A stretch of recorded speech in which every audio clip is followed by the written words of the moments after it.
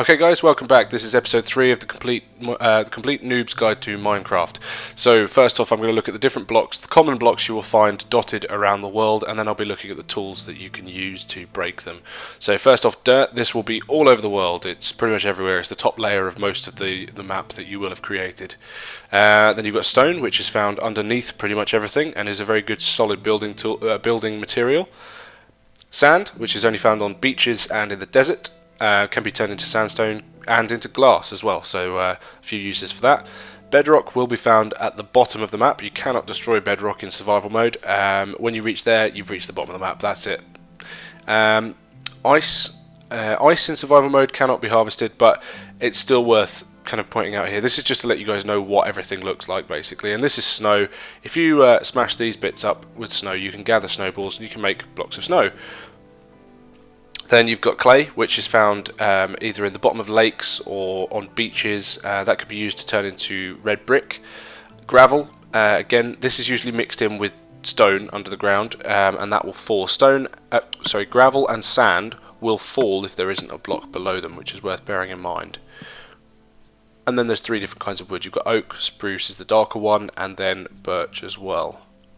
Now, there are certain things that you're going to be using throughout the game, some common tools. You've got your sword, there's a shovel, there's a pickaxe, the axe, and the hoe. These are your common tools, basically. They come in different qualities, which I'll show you now. Second tab in is where you find all your tools. You've got all the different things here. There's some more specialised tools there as well. And as you can see, if you cycle through the qualities, you'll see you've got wood, stone, iron, diamond, and gold. They all use the same number of materials, just different materials, if that makes sense. Diamond pickaxe will require diamond, whereas stone will require stone.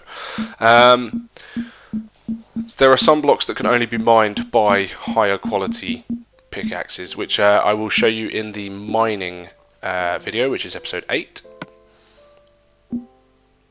The only difference it really makes with these is that the higher quality it is, the longer it lasts, and the quicker it will mine the item as well. This is creative, so the items are destroyed pretty much straight away. So soft things like sand, dirt, gravel, and clay you use a shovel for. And then the hard stuff, stone essentially, and all your ores and things is what a pickaxe is for, and then an axe is obviously for wood. And now obviously it's going to take a little bit longer than that to break stuff when you're playing in survival. It's just in creative it destroys the block with one hit. So now, as I said, stone, you will be able to find stone as soon as you start. If you just dig down a few blocks, you will literally, there you are, see, you find stone, and within the stone there will be ore and things like that, which again will be covered in a later video. So we'll get back up the top, and I will show you some of the specialist tools, the things that you only use for one specific purpose or every now and then. Oh, but first off, you've got armor. You've got 4 pieces of armor. You've got your head, your torso, your legs, and your feet. Now, again, these come in different qualities, and again, the higher the quality, the longer it will last. So you've got leather, iron, diamond, and gold. It's worth noting that diamond is the hardest. Gold is simply for someone who wants a bit of bling, basically. If you want to look a bit cool and have some gold suit of armor, then by all means go for it, but it will only give you the same amount of protection as iron, really. Diamond is the one that's going to last the longest without breaking. Just very quickly, actually, the basic tools, one that I forgot about is the hoe, which literally just does that, just tills land, which will be covered in episode 6, which is the farming episode.